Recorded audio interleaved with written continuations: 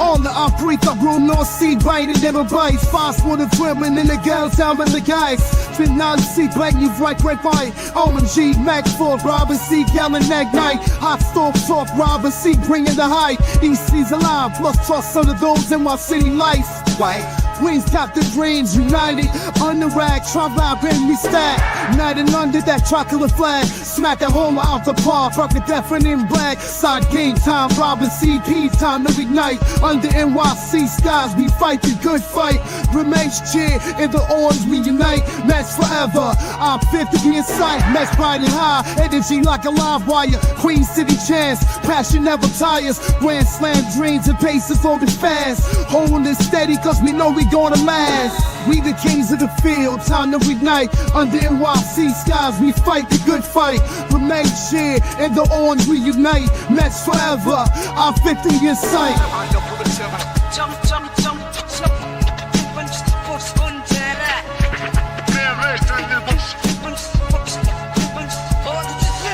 All hearts ignite like NYC stars. Robin CP, guiding even through scars. Queens got the glow, city anthem flows. What's up, Mets fans? Welcome to episode 34 of the Mets Hot Stove. How is everybody doing on this lovely Thursday, February 6th? And we finally can talk about something relevant of a signing, as Pete Alonso has signed back with the New York Mets. It's been probably, it feels like 7 years of negotiations and just constant talk and talk and talk. And who knows, Blue Jays, he was at the 10-yard line. He was going to sign with the Blue Jays. The Mets are on plan B, C, and D. And now we do have Pete Alonso here with us. Chris, how are you doing? I'm doing well. I cannot just be happy enough that this whole entire saga is over. We did the live stream yesterday as soon as the news dropped. We were both half asleep, but you know what? We had to provide the content. Rob, you literally were asleep and then came up and, joined the stream. And, we had a good time. We're talking about projected lineups. We'll talk about that again some more. We were talking about the contract, the situation, just this void that still remained, right? In the midst of Juan Soto, AJ Minter, Sean Manaea, that there was still this undeniable void. And that was Pete Alonso coming back, especially with the dwindled options. So I'm ecstatic. I know Pete Alonso's probably happy to get this all over with, but he's got a big chip on his shoulder, Rob, because this is another prove-it deal. And again, we'll talk about some of the numbers that we saw in 2024 and the numbers that we want to see get better. If he really wants to get his next contract, if he wants to get that long-term deal next offseason, he's going to have to perform right out of the gates. And I'm excited to see what he has in store for 2025. Yeah, and that's basically what Pete Alonso is hoping for. And again, he ain't going to have that draft pick qualifying offer attached to him after this year. So if he has another year like he did last year, he'll probably still get more teams involved. There'll be a marker for him just based on no draft pick attached to him. So that's something in itself. But, I mean, the nonsense we've been going through, again, we thought the Mets were going to pivot, right? We had Pat Regazzo on thinking that it didn't feel good. And, it took, Steve Cohen once again flying somewhere to talk to the player, face to face, and he got it done. He met secretly with Pete Alonso on Tuesday, and, David Stearns was in the backdrop, clearly. All of a sudden, it seems like, when I think Steve Cohen got fed up at some point and was just like, nothing's going anywhere. Stearns is a bulldog when it comes to negotiations. Pete Alonso and Scott Boras are just not budging. And Steve is like, you know what? I'm going to take full control over it. And the number is a little steep for the 1 year, but they got, again, I never complain. You want the guy, you get the guy, regardless of what it cost you. I think that was what Steve Cohen was not leaving that negotiations and meeting and that dinner until he got a deal done. So he got it done. Good for him. As you all may know or might not know, it was a 2-year deal, $54 million with an opt-out after 2025. So it is basically a 1-year deal. I'd be shocked. I mean, he has to have like an injury-plagued season and can't stay on the field to not opt out of this contract. It's $30 million for the 1 year in 2025. and a $10 million signing bonus. So in all, it's $40 million for the year. And obviously, there's still around $24 million left if he does not opt out, which I think he would, even if he has a season like last year, Chris. So what do you think of the contract? Because all we've been hearing is 3 years, 3 years, 3 years, and he takes 1 year less. What are your thoughts about that contract? Yeah, I mean, it was always 3 years and that's what we thought, right? I don't really know. I mean, I'm still trying to process that. I've been trying to think about it since last night since we were doing the stream. Like, why would he, you know, knowing that he had 3 years and an extra layer of protection with another year on the table, why would he pass that up? The only thing that I can think of is that if he were to take the 3 years, there wouldn't be an opt-out associated after the second year. That's the only thing that I can think of in terms of why he would prefer the 2 years over the 3 years. So I don't really think that that means anything in the grand scheme of things, other than the fact that he wants to go back onto the market. We're going to be having these same conversations if everything plays out the way that we want it to play out, the way that Steve Cohen wants it to play out, and the way that he wants it to play out. If he has a better season, we are going to be going through this same saga again. But things will be a little bit different if the Blue Jays don't extend Vlad Jr. because there's going to be that hype, right? That Vlad Jr. hype. Are the Mets truly going to move on from Pete Alonso in that event? There's already been so much speculation. Is Vlad Jr. the end goal? I can't answer that, but I guess we'll know soon enough. But at this very moment, we know that he's locked in as the highest paid first baseman in baseball, at least for this next year. $30 million. That's $3 more million than what Freddie Freeman is getting, I believe, either 2 to 3 million more. So it's time for him to put up those numbers like he is one, right? Not just the power numbers. We know he can hit for power. We know he can hit the ball over the fence. Give me the gap to gap power. Give me the runners in scoring position production. Give me the clutch production. That's what we want from Pete Alonso. But as it pertains to the contract, it was a little bit unusual because at a certain point, I thought we were going to be talking about 3 years and opt out after the first and the second year, right? And so if that was on the table and he still took the 2-year deal, that's kind of a head scratching move. But at the end of the day, it really does seem like he is banking on a huge bounce back. I'm not going to say 2022-esque because that's a lot to live up to if you're Pete Alonso, that career year that he had in that 101 win season. But anything, up to that degree or even a fraction of it, we are certainly going to take now that Juan Soto's in this lineup and you have an extremely formidable top 5 and even top 6 if you want to throw in Jesse Winker in there. So I'm excited. This is going to be a hell of a year, and we're talking about a lineup that is definitely top 3, if not top 2 in the National League. Yeah, absolutely. And you know what this 2-year deal tells me? That the Mets pulled that 3-year offer off the table. I truly believe that. I think once he denied it and he went back to once we heard that he declined that offer and it started talking to the Blue Jays, I think the Mets pulled the offer. I don't think there was an offer on the table anymore on Tuesday when Steve Cohen met with Pete Alonso in Tampa. I feel like they negotiated this 2-year deal from scratch, in my opinion. And I don't believe it at all because it didn't make any sense that this 2-year deal popped out of nowhere when the 3-year deal was from the Mets, the exclusive deal that Alonso offered the Mets, and the possible or who knows what the Blue Jays offered, if at all, a 3-year deal that we supposedly heard for more money. So I don't. It's a weird scenario and a weird contract when you never heard about a 2-year deal. I felt like they just developed this over a steak and some wine, to be quite honest with you. I think they walked in there with no contract in mind and just started talking and seeing what's the best deal for both sides, because I don't think Pete Alonso wanted to go to Toronto. I think he tried to use Toronto as leverage towards the Mets. It didn't work. And yeah, and you were 100% right, Chris. $30 million, the highest paid first baseman in baseball for the 1 year. You bet it's put up or shut up time. And that's why when he talked about the stats, we are going to look at it. And this is now he's officially a Met.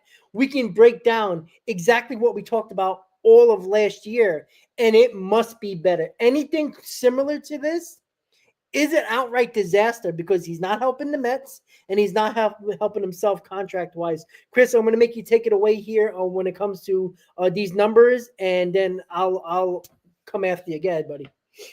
Yeah, I mean, it's not a surprise. It shouldn't be a shock to anybody with the numbers in green that we see here on our screen. I mean, midway through the season, I made a live stream. I mean, we kind of bring this up every time we talk about Pete Alonso. I did an in-depth live stream of everything that was potentially going wrong with Pete Alonso in 2024. And I guess the notion is surrounding Pete Alonso that, he produces home runs, but the leverage of the home runs and just the leverage of the production, in 2024, it didn't really match up, right? It didn't really seem like we were getting that true Pete Alonso type of season because every time I looked at the runners in scoring position numbers, they were just bad. And there was no sign of them getting any better. So what you see on your screen is not the overall numbers, because we know he hit 34 home runs, right? We know he had a sub 800 OPS. We know what he hit, 240 in the batting average category. But what did he produce in the statistics that you want to see go up with a guy that's either hitting 3 or 4 in the middle of your lineup, especially for the New York Mets, right? So runners in scoring position, he only hit 232 with a 762 OPS. Okay, that's whatever. But take a look at the late and close. Take a look at the tie ball games, right? When the game is on the line, when it's close, when the Mets are either in a tie ball game or they're behind 1 run and Pete Alonso comes up to the plate, is he getting on base for you? Is he driving runners in? And the synopsis and just the overall story that we get from these numbers last year was the answer was no. A 204 batting average in tie ball games, late and close. That's categorized by, either being up by 1 run or down by 1 run in the 7th inning or later in a ball game. He hit 136 with a 525 OPS, in that situation. These are the numbers. I know he's going to hit 30 plus home runs. I already know that. We all know that. We're already expecting that. These numbers right here, what can you do for the New York Mets? What can you do for us as a fan base when you have ducks on the pond, as we like to call it for people who've played baseball? When you have ducks on the pond, what are you going to do for us? Are you going to drive them in? Or are you going to make a productive out, right? And by productive out, hitting the ball the opposite way, moving the runner over at the very minimum, or are you going to chase that down and out slider like we saw from him time and time again in 2024? This is what I'm watching out for. And honestly, whether Juan Soto's batting behind him or in front of him, it should help him at the very minimum with the confidence and knowing that he is that guy to get the job done. So these are pretty self-explanatory numbers. We talked about it time and time again, Rob. But again, this is what we want to see get better in 2025. Yeah, and you hit the nail on the head when it comes to where he is in the lineup, right? Mendoza is going to have his lineup wherever he's going to put Pete Alonso. We have our lineups, as we will see later in the show. It doesn't matter. At any point, he's going to have somebody that will be protecting him. For all the Met fans that are, going insane about protection for Pete Alonso, which is an embarrassment nonetheless, because he was supposed to be the protector. Nobody else should have been a protector. Now he has multiple guys that can protect him in this lineup, regardless of where he's going to bat, second, third, fourth, wherever. He's going to have somebody protecting him in the lineup. There is no more excuses for Pete Alonso. So if you're going to come on the show and during games and Pete Alonso's struggling during the season, there is no more excuses for him to have, right? That's it. It's completely over. These numbers show it, right? He's had down numbers over the last 3 seasons. This hasn't been just 1 year. This has been a huge problem. Pete Alonso was one of the reasons why the Mets were 11 games under 500. The reason why they had a fight until the last day on the doubleheader in Atlanta, because Pete Alonso and others, but again, Pete Alonso, face of the franchise, as everybody put it, you got to take a lot of the blame. And those numbers were a lot of the problem. And he did it the whole year. Nimmo even had his moments. Lindor, you know what happened after May. You keep on, look at Vientos, what he did. Look what Iglesias did, right? Even McNeil had an impact when he finally figured it out after the All-Star break. Pete Alonso didn't. Now, he had that moment in the postseason, and he gets a ton of credit for that. But that moment would have never happened if other guys on the team didn't push us through the finish line to get to the playoffs. Pete Alonso was one of the biggest problems because of that. But he has a redemption story, hopefully, for 2025. He needs to do better in every one of these departments. Runners in scoring position, 2 outs, and runners in scoring position, late and close, and tie games. All terrible numbers. Late and close is just outright embarrassing. All right. It's just terrible numbers. I mean, that's a quadruple A player at best. Right? You could see that in 2 outs with runners in scoring position, the average 239, not terrible for a guy who's the 250, 260 career hitter, not great, terrible. Not great, but it's okay. The problem is every one of these OPSs are below 800. That can't happen. That's just a fact, Chris. And let's just talk about how he gets better, right? Like, we know what he produced. How does he get better? How does he improve upon these numbers? It starts with his approach at the plate. Early on in spring training, or maybe even like in the first couple of games, because slumps happen, right? You know, hitters usually take a couple of weeks to get going, maybe a week or two into the season. We are going to tell right away with Pete Alonso if he learned from his mistake last year and the season before that in terms of the overall production against off-speed pitches. Both the curveball and the slider has given him fits.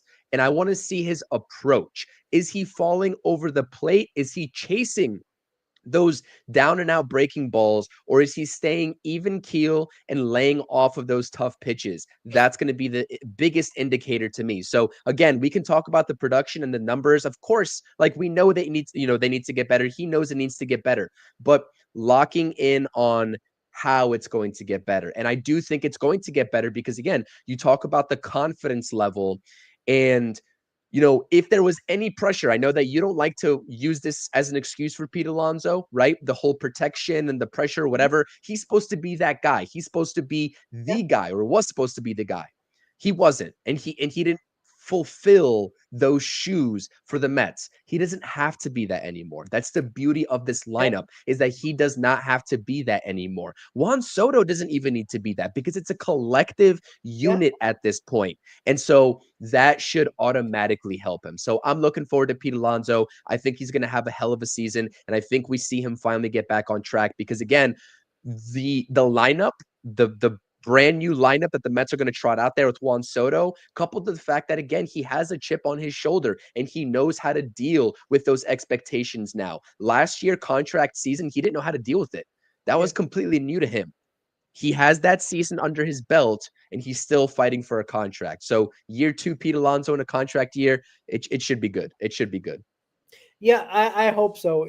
This lineup is, just add in Juan Soto in here, a full year of Jesse Winker, who isn't great, but is a guy that I feel like brings that emotion that I think a lineup needs. I think he brings that emotion like Iglesias does, and that toughness that I think the team lacks sometimes. He'll bring that. Also, Jose Siri, he's another one who's a hothead, but he also is a power guy at the bottom of the lineup, which I think is important to do. His average is not very good, but he brings that power at the bottom of the lineup that I like. And I just like the lineup. And you said it. I think they can be. I think they're second best, and obviously the Dodgers are number 1 when it comes to lineup. I think they can be that good. Like the Mets. Just think of this: the Mets never had 330 home run hitters in their lineup in their history.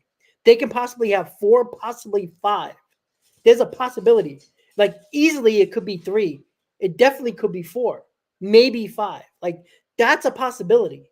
And that never happened in their history. So for all the people who love home runs, you might see a lot of them this year. And the Mets hit a ton of home runs last year. They're probably going to hit more this year.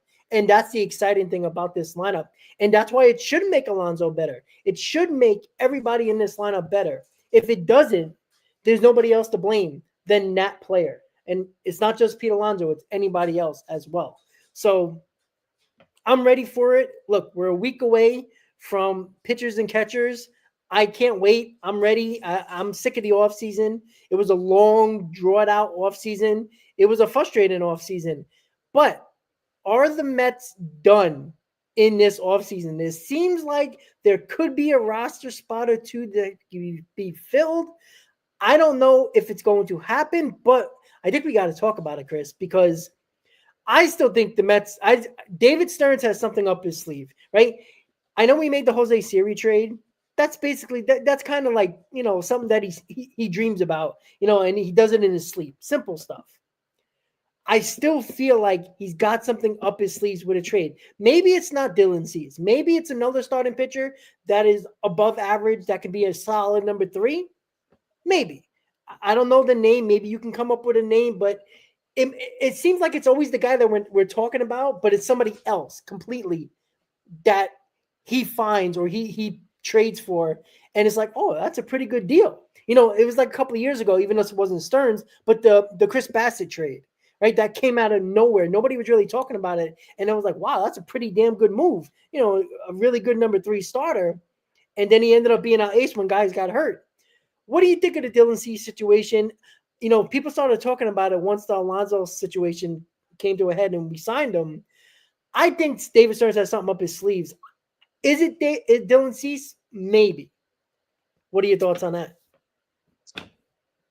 Again, when I first started talking about this Dylan Cease possibility, I always get weary in terms of talking about the Padres because it always feels like nobody knows what their next move is. First of all, when we talk about this, like just the mess of a situation that the Padres have to deal with right now at an ownership level already provides me a little bit of uncomfortability when talking about the possibility of this happening. That's first and foremost.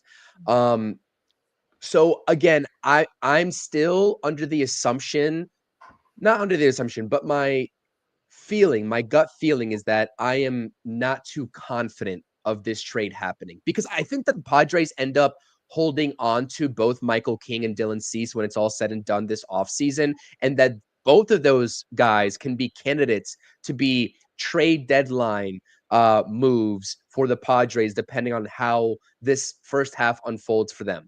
But I will say, even given that, if the Mets want to go down that route, if they are very adamant, let's just say on the off chance that David Stearns does want to make this happen, he knows now that the Mets have blown right by the $301 million figure.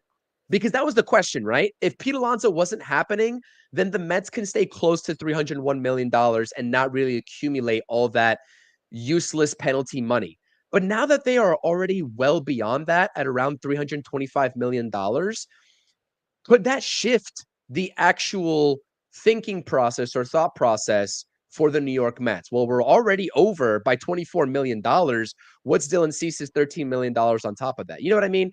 And so I'm not saying that's going to happen, but all I'm saying is that if the Mets wanted to get this done, and if the Padres, it's a big if the Padres were actually serious about dealing Dylan Cease, I am a little bit worried that they would do it within the National League, right? Because they don't want to have that competition right away, with them immediately in the same league. They still have a decent team, so they're going to be playoff contenders for sure. But the Mets have all the assets that it could take. They have all the prospects that they could give up. That you have been really, I mean, it really has been you between us two that's been very adamant about just get rid of the prospects. You don't care if it's a rental, just get rid of the prospects. Easier said than done, especially in the mind of David Stearns, but they have the prospects, right? They have the MLB ready piece that's ready for a change of scenery if the Padres are in need of him, and that's Brett Beatty, who can be versatile and learn a new position if you really want him to at second base, right? Depending on what happens with Luis Arias and Jake Cronenworth. And they also have the veteran presence, both pitching, MLB ready pitching, Tyler McGill, Jose Buto, if they really want him, and also Starling Marte that they can eat that money on in the contract that they can eat. So if you're telling me if it's a matter of if the Mets have the pieces, yes or no, the clear answer is yes. But it all depends on how David Stearns views a rental, first and foremost, because we're talking about a high caliber pitcher here in Dylan Cease that's going to be commanding a 4, 5, maybe even a 6-year deal at the end of the season. How does David Stearns view that? And also, are the Padres actually going to pull the trigger on a trade here or just wait at the deadline?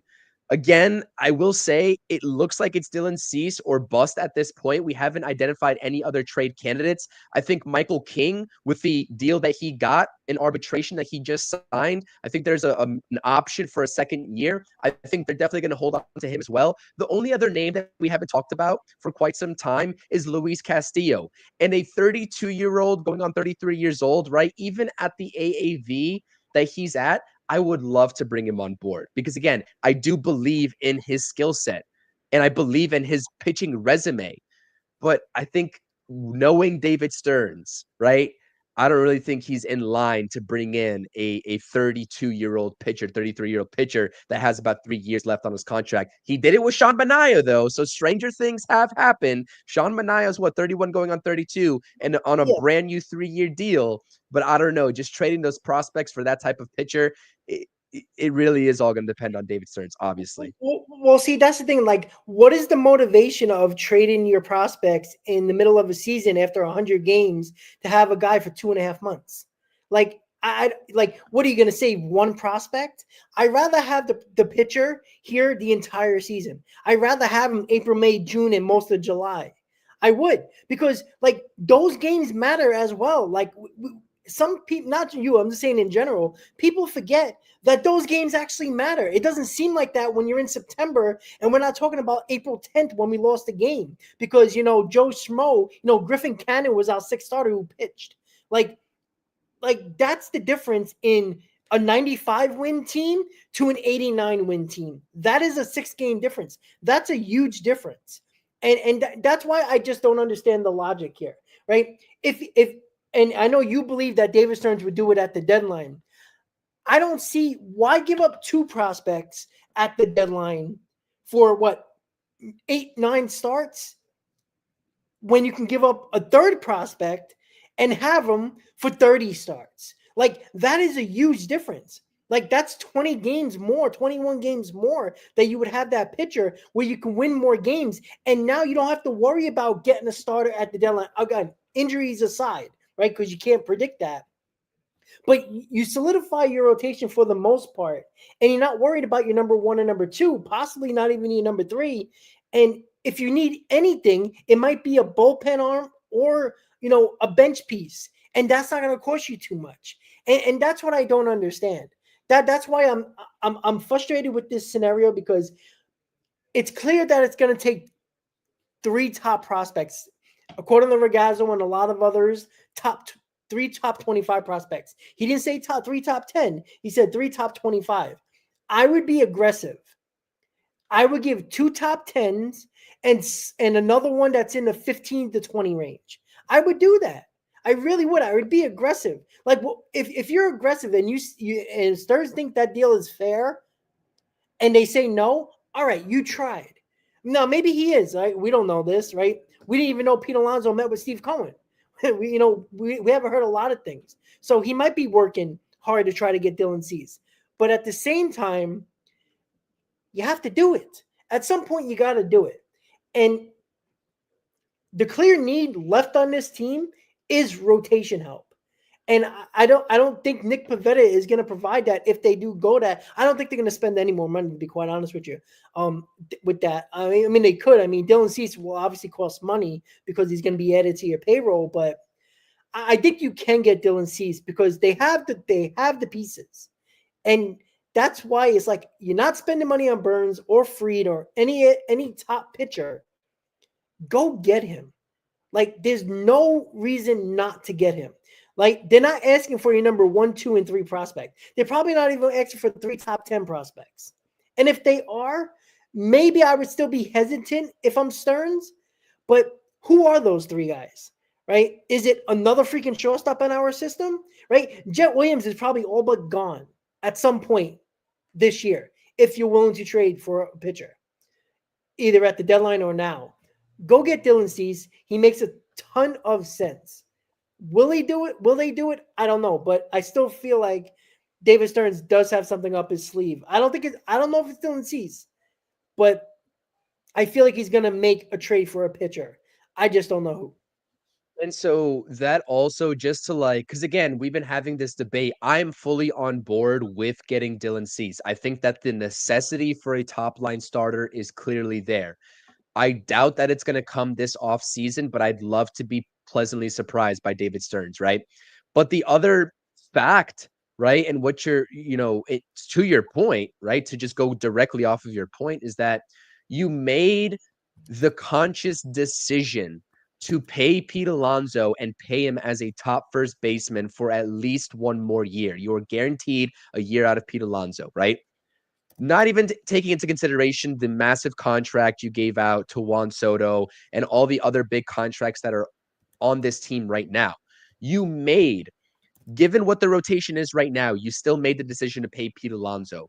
So at Yeah. this point, if you did that, why not bring in Dylan Cease? Why not? Yeah. You know what I mean? You just paid Pete Alonso $30 million for 2025. I don't think it's the money, though. I don't think it's the money. I think it's the prospects. I truly believe that. Like, I don't think adding $20 million, like, because even if you get Pivetta, it's probably going to be Monta's money around that, 17, 18 million dollars. Right. So it's nearly basically close to what Dylan Cease is making. What is he making? 19, $20 million? I think if it's he's making 13. He's even less than yeah, that. but there's like incentives in there that can range it out to 2021 that I was reading. Yeah, there's some clause in his contract that I think Okay. let me just double check. I'm not 100% sure, but I think Check that because it's if he gets traded, there's like a clause in there that adds a couple $1 million in there that can almost lead. I think it's 19 or 20 million. It might be 21. I think I saw, but it's around 20. There's something in that. Check that because that was an arbitration deal that he signed. So that was arbitration. I don't know how common that is to have those incentives versus arbitration, but yeah, I don't know. I mean, maybe you could be right, but Spotrac has it at 13.5 or 13.75 last time I checked, which is a steal for Dylan Cease for 1 year. But you let me know because that's the first time I'm hearing about that. Okay. So I did read it wrong. So yeah, you're right. 13.75. Okay. I'm sorry. I was looking at I had it next to me. It was another player. That's my fault. That was my fault. So I guess it proves my point that I was completely wrong. That Pivetta is going to cost you probably montage money around 16, 17, $5 or $6 million more than Dylan Cease. Right. And would you rather just pay Pivetta $4 or $5 million more? Because you don't have to give up prospects who is nowhere near the pitcher Dylan Cease is. Like, Pivetta is what, a 4? Maybe at a great year, a 3. Yeah. You're getting a number 2 starter, if not an ace. Like, that's what you're getting from Dylan Cease for almost $14 million. Yes, a couple of prospects, but I think it's worth it. I just want to ask everybody in the chat, though, before we move on. Do you want to win a World Series? Right? You just signed Pete Alonso, right? Everybody's saying the missing bat. We needed one more bat. Well, we got the bat. I don't want to lose games 9-8 because our starting pitching can't go deep into games or are not very good, and we're gonna overuse our bullpen early on in the season, and then the second half they're so tired that you got to pray that your starting pitching works out because your bullpen has been overused. If you want to win a World Series, and you think the bat was the missing piece to this lineup, and you believe the bullpen is damn good and the lineup is damn good, why not just, finish the Rubik's Cube and fill that next piece that you really need so that you have your best chance of doing that? Because you're not just worrying about the Dodgers. You're worrying about the Braves. You're worrying about the Phillies. You're worrying about there's always a surprise team, right? The Mets were the surprise team last year. It could be the Cubs this year. It could be a Western team that we who knows? You just never know. It could be the Nationals. Why can't they be? They were 500 in 2019 before they took off like the Mets did, and they went to win a World Series. There's always a surprise team, and it seems like the surprise team would be in the National League because why not? The Mets have enough tough time with this National League now. Like, you just never know. I feel like complete the team and whatever you possibly might need because maybe of an injury or anything else, that's what you can do at the deadline. Because I don't see the difference of 2 or 3 2 prospects at the deadline, 3 prospects now. It might be a different combination of names, but it's probably still going to cost you 2 top 10 prospects, even at the deadline, maybe even 2 top 15 prospects. I feel like let's go. Like it's almost 40 years since we won a World Series. I know we haven't been alive long enough to, I wasn't alive when they won. So like, maybe I'm just, greedy at this point and want something and just want to be a little spoiled with one of my damn teams. I don't know, Chris. I'm just ready to win. Oh, I mean, I agree with you 100%. I had a train of thought that I was going to go down with that, and I think that as it relates to our next topic, right? I mean, I think the starting point in any potential deal, if there was ever going to be a deal on the table between the Mets and the Padres, I think it would, right? In the eyes and the lens of the Padres, it would start with Luis Angel Acuna. It would have to, because they're looking for some guy to be an everyday starter Sure. immediately to replace Ha-Sung Kim. And so again, Carlos Mendoza just came out and said that he expects Luis Angel Acuna to have a major contribution on this team. That already is a light bulb in my head, stating that Iglesias may not be, on this team if that's the case. But if Iglesias is brought back as we transition into this next topic of the Mets offer to Jose Iglesias, that is the clear path to giving up, if you want Luis Angel Acuna to get that frontline starter. I know that you're okay with it, Rob. Honestly, I've been on record stating that I would also be okay with it, but all the feedback that I've been getting from the chat, from Sure. everybody commenting, all the polls that I do, that nobody wants to see. Not many people that come and interact with us on here on a daily basis want to see Luis Angel Acuna go for Dylan Cease. I'll just Oh, say that. according to Met fans, he's already a Hall of Famer. So, like, here's the problem. What do you think is going to help you more this season? A top line starter or Luis Angel Acuna batting seventh? No, I mean, I agree with you. It's definitely the top line starter. So I'm Yeah. on board with it No, 100%. no, I'm just 100%. trying to But bring it to the chat here because, like, I understand why people don't want to give up Luis Angel Acuna, but they're the same people that are going to be complaining about this rotation when they're not pitching well. Well, you had an opportunity to get somebody. You didn't want to give up the prospects to do so. So you can't have it both ways. You can't complain about the rotation when you had an option to get something better, and it's going to cost you. It just will. Like, what are you going to do? Like, if you can do it without Luis Angel Acuna, great. I'd love to do that. But I'm not stopping the trade because Luis Angel Acuna, because we don't know if he can be, an all-star player or Laston's Millage, or somebody that never made that is not going to be good enough, or is going to be an average ball player. Like, you don't trade a prospect because you think he's going to be all-star caliber, Brandon Nimmo, Pete Alonso, Mark Vientos, right?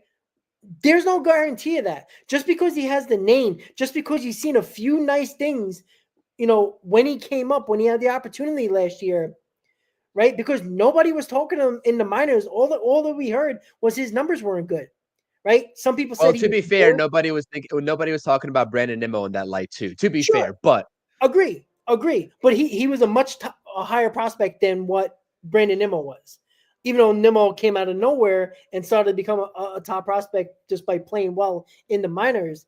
Again, I always ask people, do you want to get better? Can Acuna make you so much better? This lineup is not going to be broken or better, or it ain't going to make or break this lineup if Acuna is in there or not. Like, it's just not. Like, could it make it even better? Yeah, sure. But you're expecting him to be all-star caliber, or at least well above average. I just think I would rather have a well above average or an all-star caliber starter that is going to help you more every fifth day. I don't know. Maybe I'm just crazy, and I know people well, love Luis Acuna, but I don't know. I will say there's multiple things that I'll say about this. One is that if I think listen, I understand the AAA numbers with Luis Angel Acuna. I understand all that. I understand that we only saw him for 14 games. everything that I have seen from him, just strictly evaluating baseball talent, not really the numbers aside, just like the fundamentals, the footwork, the quickness, etc. I think he's going to be a stud. I really do. And I think the AAA numbers are overrated anyways, because again, we don't put stock into Brett Beatty's AAA numbers, but all of a sudden, we're going to assess, hardcore what Luis Angel Acuna did in AAA. So it doesn't really work like that. But I think he's going to be a stud. I will say, Jeff McNeil, barring anything unforeseen, he's still here for 2 more years anyways, 2025 and 2026. If Jeff McNeil was not here and he was not signed under contract for the next 2 seasons, then I would be like, okay, listen, Luis Angel Acuna is our starting second baseman. You're not touching him. You know what I mean? You're not trading him away. 100%. That's that circumstance. That's the thing. And not even just that, not even just McNeil's situation. You have other options, right? If you do have to trade Luis Angel Acuna, Marco Vargas, and let's say Jeremy Rodriguez, right? That's the 3 guys, right? It's actually 2 top 16 prospects or 3 top 16 prospects. If you trade that, you still got Mauricio, you still got Williams. Like, one of those guys is going to play second base at some point over the next year or two. Like, you're not losing a position. Like, if Acuna was your only top prospect infielder that could play second base in the near future, I would be concerned about giving him up. I wouldn't be. I would still probably do it, but I understand the hesitancy of doing that. You got too many guys that only can play that one position, right? They're not playing short. They're not playing third. So where they're playing, yeah, you might throw them in center field, but don't forget, you got Drew Gilbert. You still have Ryan Clifford. Like, these are outfielders. Like, there's nowhere to play these guys. That's what I keep on saying. Look at your prospects. Look where they play, and look at the open positions over the next 5 years in the infield. The only spot that's really open is second base, kinda, for 3 guys right now. And first base is either going to be Alonso, Vladimir Guerrero Jr., or somebody else at first base. And none of those guys can play first base. So that's why you have to use those assets to do something now. Because it just makes sense. It's just logic. It's a simple math. You know what I'll say too before we actually talk about Jose Iglesias is I see a lot of people saying, why not just trade Jet Williams? Why not just trade Jet Williams? It doesn't work like that. Listen, if I'm the Padres, and I understand Jet Williams is ranked higher in this farm system by a lot, and he's been the more highly touted prospect for quite some time, I'm still trying to grasp, like, if his power can actually translate to the Major League Diamond. I have very big concerns about that. If I'm the Padres and I'm AJ Preller, I'm not even thinking about Jet Williams. If this deal is going to happen, it's going to include Luis Angel Acuna. I'm going to tell the Mets that. If he's not the headliner, right? Or at least if he's not included in some sort of capacity, I'm not doing this deal. That's what, because again, he can contribute immediately. Jet Williams is not going to do that. And I think personally, I know I might catch some flack for this, especially amongst all the Mets prospect gurus, which I do not claim to be. All I'm saying is that I think Luis Angel Acuna will have the better major league career over Jet Williams. I will say that objectively, not because of the last name. I could care less about that. I'm talking like strictly talent alone, the intangibles, and also just everything. I mean, you saw the power in his bat. He didn't post how many home runs did he hit in AAA? Luis Angel Acuna. It was like a couple, 2 in like 50 plus games. I think it was less than he had 3. He had 3 at the major league level in 14 games. So again, I've seen that power translate just a little bit. It's not the end all be all, but again, I think Luis Angel Acuna is the better player. But it's just not as simple as, okay, let's just swap out Jet Williams and hope that they accept it. It's not that simple. So I just wanted to address those comments because I see a lot of people saying that in the comment section right now. Yeah, I think there's discussions going on. Obviously, they checked in on them, and maybe they're still checking in. Sure. But when it comes to Iglesias, and I think this has, and you brought it up earlier, Chris, when it comes to Iglesias, if the Mets bring back Iglesias, and yeah, it might be only for 1 year, because he did technically Regazzo kind of like updated his tweet when the Mets offered him a 1 year deal. They haven't. He didn't decline it, but it's still out there on the table. I'm assuming the money is probably very low. the Mets aren't giving him a 2-year deal. If he's going to get a 2-year deal, he's going elsewhere. I think they probably offered him like a 1-year, $5-6 million deal. And, he's a Boris client now. He's probably looking between 8 and 10. It's probably what he's looking for. And I don't know if the Mets are going to go there. Maybe they will, right? He hasn't signed anywhere yet. So maybe it's another situation where they just come back to the table and figure out a deal. But if Iglesias is this, maybe the Mets are waiting for this, because if Iglesias does come back, maybe it's a little bit of, I'm not going to say incentive, but maybe a little bit of a mind altering for Stearns and be like, you know what, I could give up Acuna now. I mean, I know it's not going to matter for Iglesias in 2028, right? Acuna could help us in 2028, but Sure. looking at the present, you could do that. But I mean, look, we all probably want Iglesias back just because the vibes. I don't care about OMG. I really do not care. I don't care about the new song coming out. I don't care. Right? I probably like to listen to it, but I care what he brought, the chemistry. He was able to just walk into this clubhouse and change the entire clubhouse, the environment, the vibes. That's what I want. Now, can the Mets still get that with Soto, maybe Winker? Sure they can. Or somebody else? Absolutely. But there's something about Iglesias that I feel like you need on the team. I feel like he's the inspiration of this team, regardless of what he does on the field, because he's going to be a super utility player. If he does maybe good, discrepancy here. Maybe that's the discrepancy here, Rob. Maybe he doesn't want to be that utility player. Maybe he wants to go somewhere and play every day. Maybe that's what that's why I think he's holding up for it, and that's the issue. Like he can probably go to the Pirates and play every day for $6-7 million. Maybe he doesn't worry. He's not worried about too much of the money. He wants to start, and I can't blame him. He's trying to keep his career alive. So I'm not going to blame him for that.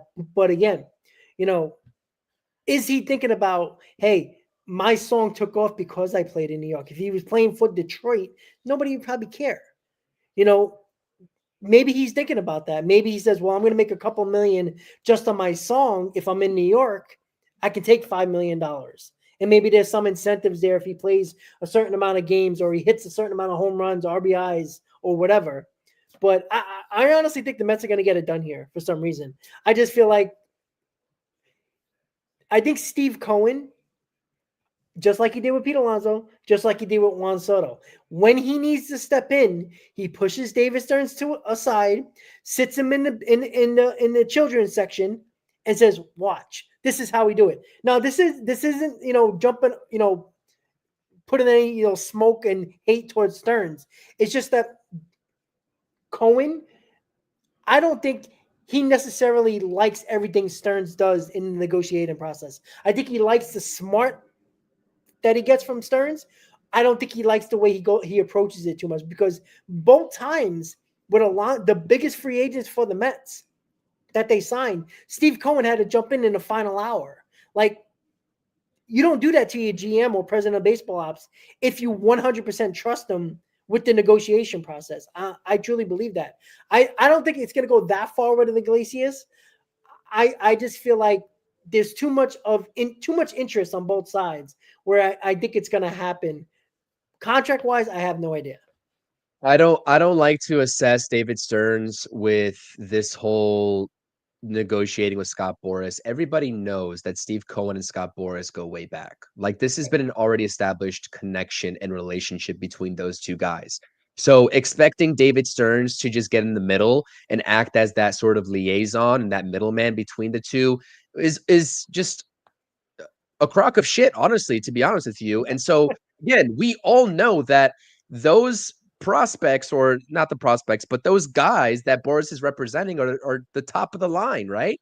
David Stearns knows that. He knows that they're going to get the money. And so Scott Boras, he could be playing hardball with David Stearns just to get to Steve Cohen to begin with. So again, I don't really like when it comes to Steve Cohen making these deals happen with Scott Boras. That's because he knows Scott Boras on a personal level. He's done this multiple times, even going back to Carlos Correa. And that's something that David Stearns just doesn't have that rapport with. And you can't blame him for not knowing Scott Boras as well as Steve Cohen. So that's my take on that.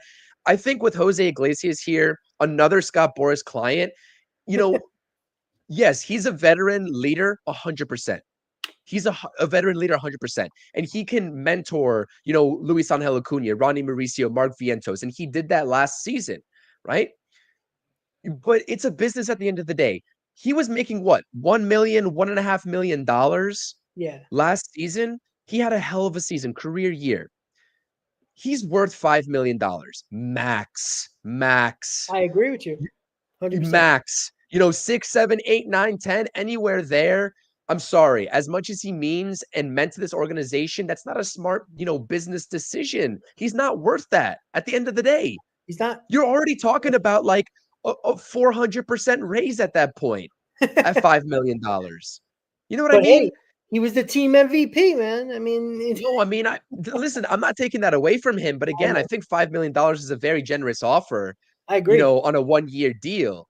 And so, I'm confused on what the actual holdup is. And that's why I'm more inclined to believe that, with the Mets offer on the table to Jose Iglesias for the 1 year, he's still looking for a 1-year deal, according to Pat Ragazzo. Now, if Pat Ragazzo's original report, held up that he was looking for a multi-year deal, then we know what the disconnect is. The Mets are not willing to tack on an extra year, even if it's with an option. But right now, I think maybe the discrepancy is that Jose Iglesias put himself on the map. He got OMG off the ground. He got his music career off the ground, and he wants to play every day. And he knows that's not going to happen in the Mets uniform. I have no doubt in my mind that he loves the Mets organization, and the Mets fan base and the organization loves him back.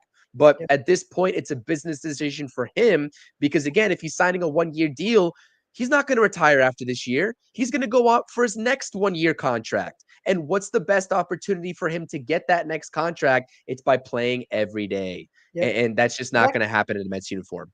Listen, me and you can be his agent and get $5 million for him, right? You don't hire Scott Boras to get $5 million.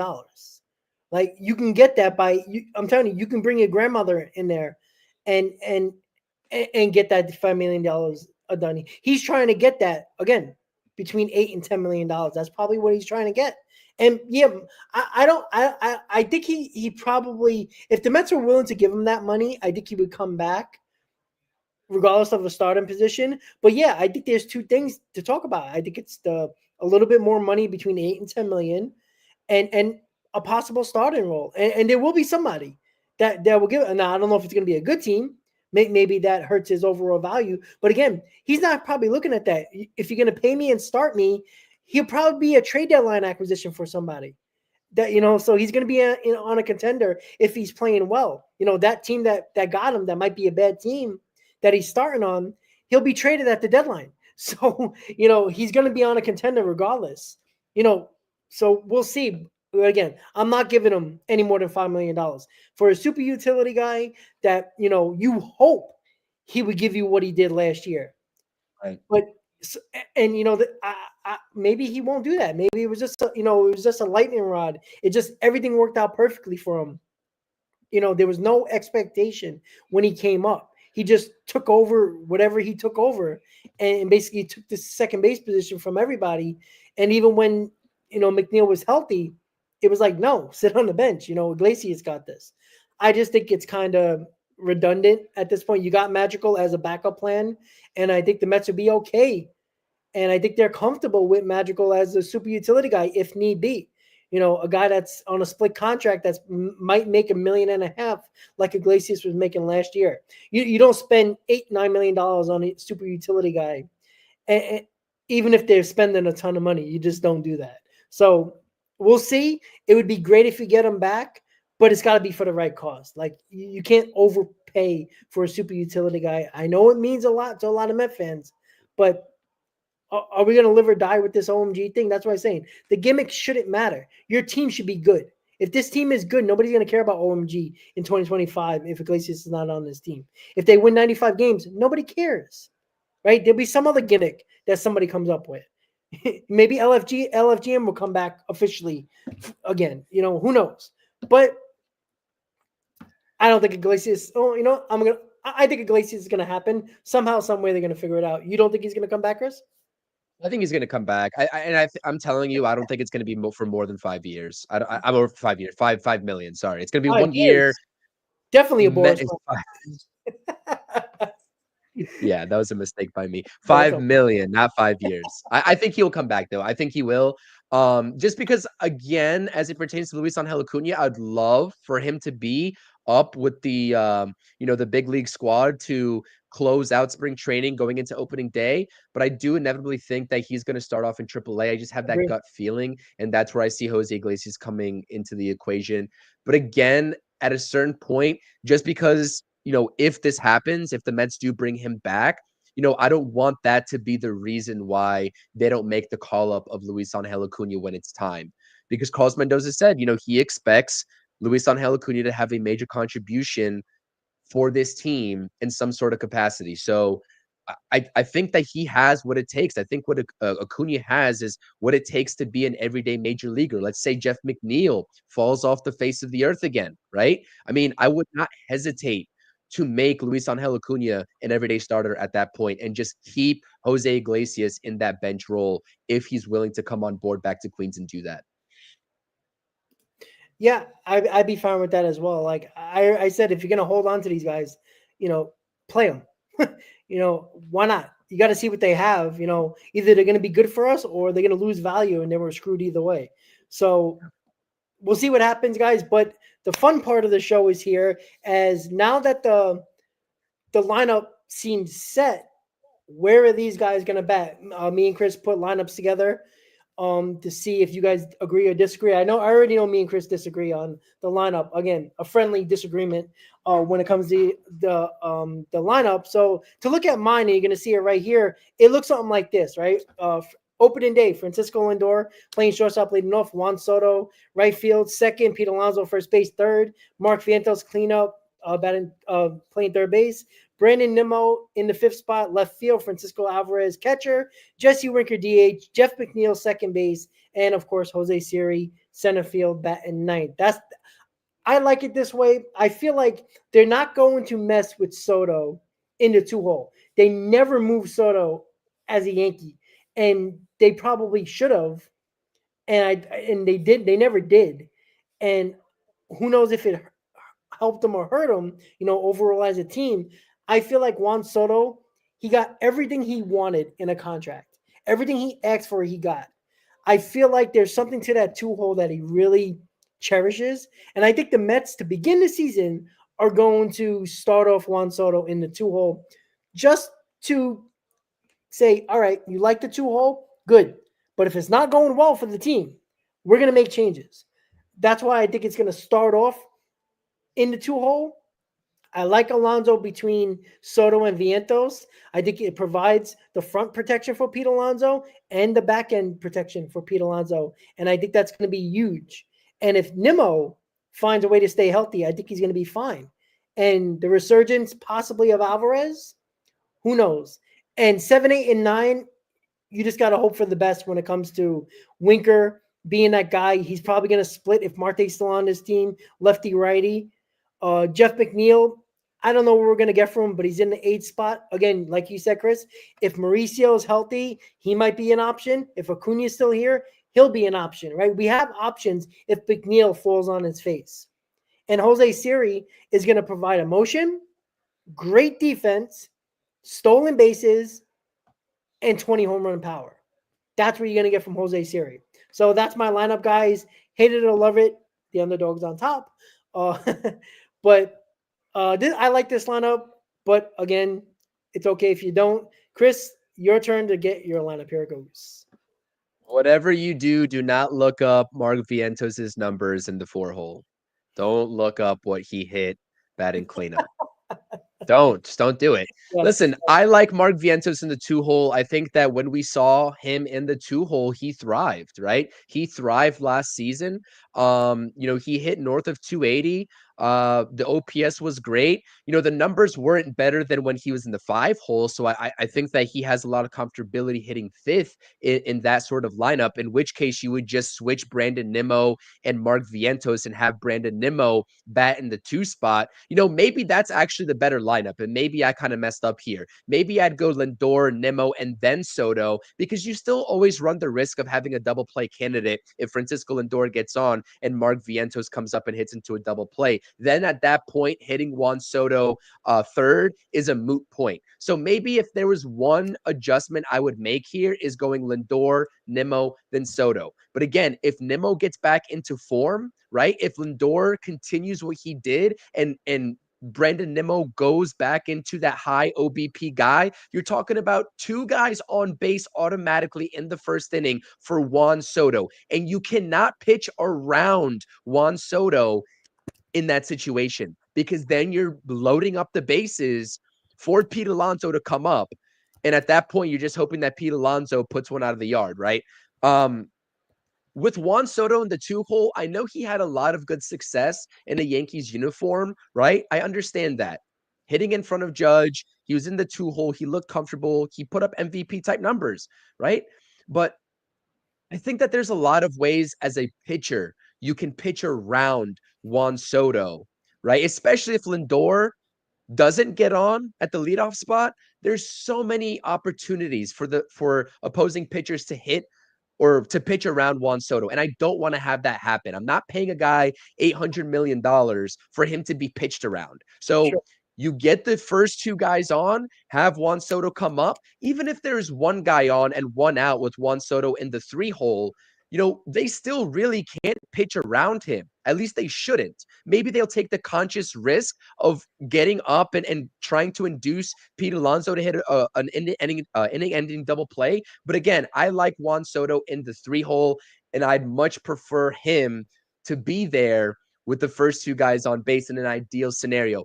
And in the best world, you still get him in the first inning. You're still able to maximize his at-bats, which is why people want him in the 2-hole to begin with. So I like this lineup. I think Mark Vientos did a fine job in the 2-hole, and I'd be fine with that. If I had to make one adjustment, give me Brandon Nimmo behind Lindor. Let's rock with Mark Vientos in the 5 spot because he had his best numbers last year. Mark Vientos did when he was batting 5th, right behind Pete Alonso.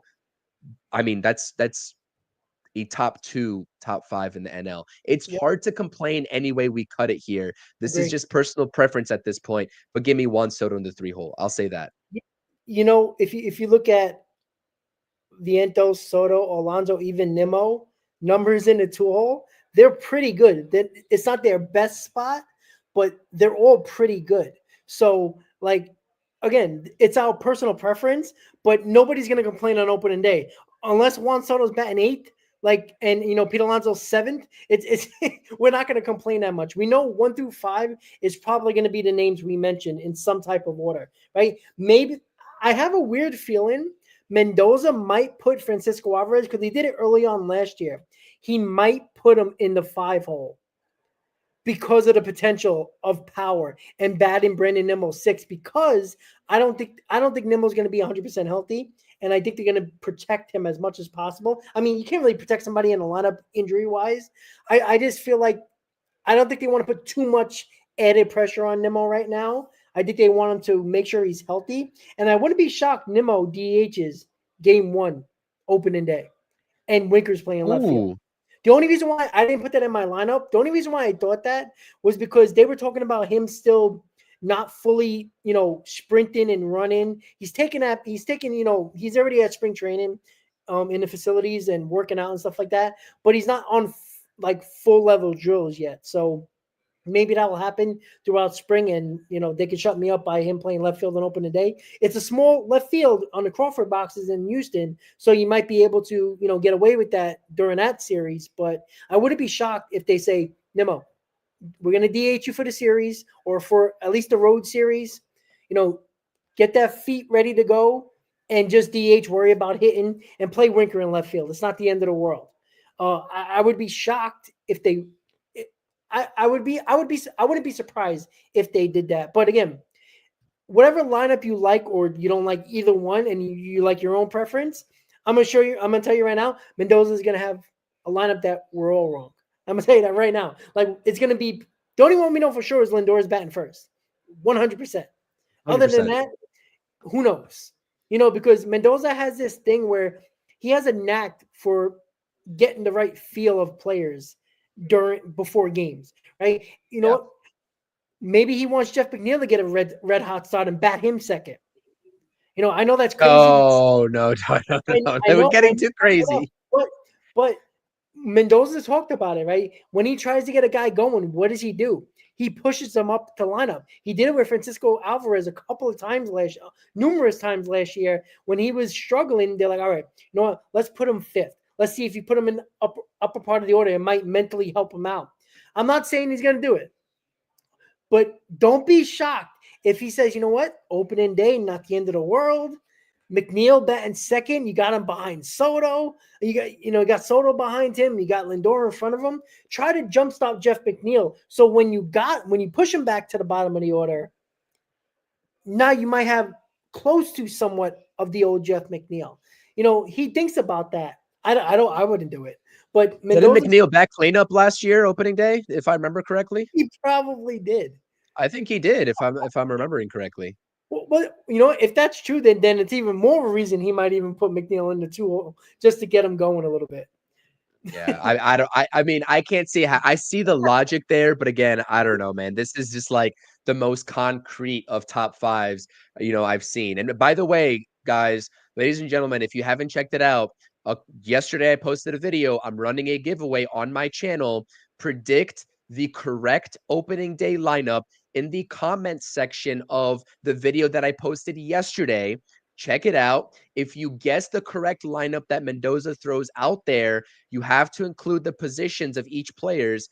I'll send you a little bit of a prize. The details and the rules are in the comment section. Watch the video and let me know your lineup. And you can get a cool Mets beanie that'll be sent directly to you. So enter the giveaway because this is perfect. That's exactly why I wanted to make that video because it aligns with exactly this topic right here. Yep. And before we go, guys, obviously we talked about everything we needed to talk about. You see the topics there. If you missed anything, please hit that rewind button and check it out, the replay button, and watch it again. It's a little over an hour. A very, very early win total, just for the hell of it, because the roster's kind of set. There might be another move or two, who knows? But right now, because the vibes are flowing a little bit, Pete Alonso's back, the lineup is looking good, the bullpen is looking good, the rotation, needs a prayer or two. But, my opinion, but it is what it is. Quick early win total for the 2025 season with no thought, just right now, boom. Just throw it out there. Oh man, you're asking me what the win total is going to be for the Mets in 2025? Oh, With no thought process and just okay. pure gut feeling. 93. Woo! I was gonna say 93 wins. I was gonna say 92. That was in my head. 93 wins. All right, And 93. that's a little bit on the side of caution because I was thinking 95, but I'm gonna go 93 and keep it respectable. Get Dylan Cease 100. Yeah, why not? Why not? I think it's a 5-6 game gap if you get a pitcher like that. To be quite You're honest, talking close to 100%. I agree. Just think, guys, we won 89 games last year with a couple of OMGs and a couple of grimaces, and even Haktuo showed up just for the hell of it. So you never know. 89 wins with a team that most people thought were going to win 75 games. Let's go. So 93 for Chris, 92 for me. Early expectations of win total, but when we do our season preview, we're going to break it all down just like we did last year before the season. And we were almost on point with our win totals. And hopefully we are again, but we'll have a little bit thought out process with the win totals. So guys, thank you for tuning in to episode 34 of the Mets Hot Stove. A week away from pitchers and catchers, and we can finally talking about surprises at spring. Maybe a young kid pops up and say, hey, maybe he can make the team. We shall see. Chris, final thoughts before you go, and have a great night, guys. Yeah, final thoughts for me is listen, I am ecstatic. I was already high on this team because I had this just like inkling of a feeling that the Mets were going to re-sign Pete Alonso, and sure enough, they did it yesterday. I was keeping the faith, or at least trying to, in terms of telling you all that Pete Alonso will be a New York Met. You know, didn't we say, is Pete Alonso going to be a Met come opening day? That's the rapid fire that we were always doing in our hot stoves, Rob. And I was always like, yes, he's going to be a Met. Just hold the line, hold the faith. Well, he's a New York Met now. I think that it's obvious that the Mets could use another starting pitcher. But at this point, as I've been mentioning in all of our previous videos and all of our live streams, I'm okay with the way this team looks like right now. And I think that this team for sure is a 90-plus win team, and there's no questions, regardless of this rotation, that this is a playoff team. If David Stearns has a little bit of a treat left for us this offseason, it's making a nice trade for, at this point, it's a trade because there's no other free agents that are top-line starters. It's a nice trade for a frontline starter. But listen, baseball's around the corner, right? We're going to slowly start transitioning into this like warmer weather where we get all giddy, good feelings, right? The winter cold weather's behind us. We got a little bit left to go. It sounds nice right now. We're not quite there yet, but baseball season is almost here, Mets fans. I'm super excited to keep doing the pre-games and the post-games, Rob, with you this entire season. If you all are new to the channel, either Rob's channel or my channel, subscribe to both. We do pre-games and post-games as our schedule allows for the entire season. So we'll break down the previous game. We'll break down the game analysis right after the game. We got you all covered. It's going to be a great time. If you all have been enjoying the offseason content, it's just the tip of the iceberg in terms of what we really do here in covering this team. So let's go Mets. I appreciate it. That's all for me. Absolutely. And you know what? New songs are coming for the pre and post as the new songs came through the offseason as well. So we're going to get some new songs, new backgrounds, all that fun stuff just for your viewing pleasure. Pre-game, post-game, when the season starts. We will see you next time on the Mets Hot Stuff. Have a great night, guys. Enjoy Super Bowl weekend. Let's go, Mets, guys. Have a great night, and we'll see you next time. Go Chiefs.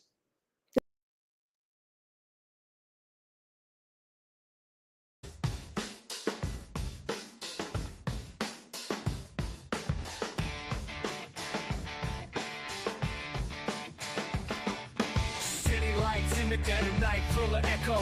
Concrete jungle, dreams bust to grow. Mets in the air, chase glory, no fear. Broken backs, but hearts steer clear. OMG, the chaos, what a scene. Streets buzzing like a machine. Grimace from the shadows, chills on my spine. Past haunts with